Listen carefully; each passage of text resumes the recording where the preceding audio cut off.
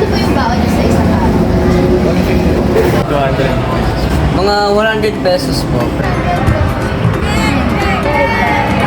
Thank you po. So, apparently, ang baon ng isang grade na testing student ay nag-range from 100 to 300 pesos. So, meron ako 100 pesos ngayon. And check natin kung ilan ang mabibili natin. Kuya, ano po yung mabibili namin sa halagang 100 pesos? 100 pesos, marami. Pamili na kayo. Ano-ano po yun? Ano po yun? Ha? Ano-ano? Opo. Pero napakaraming pagpipilian. Bigay po kayo isa. Isa, may Cloud9, may Chocomod. Siyempre ano yan? Biscuit, junk food, chocolate, Sa drinks po. drinks. Opo. Nakabukod po kasi yung pwesto namin sa dito mga junk food, doon sa kabila, drinks.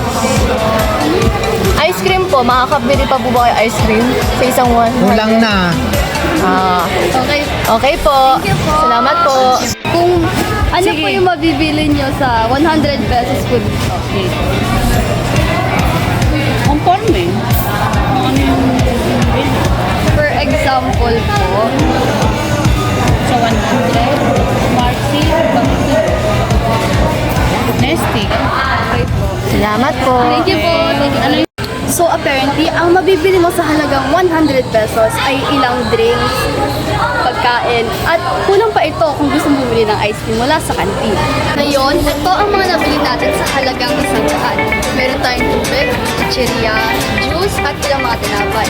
At pagkatapos doon, nasuklian pa tayo ng halagang 2 pesos.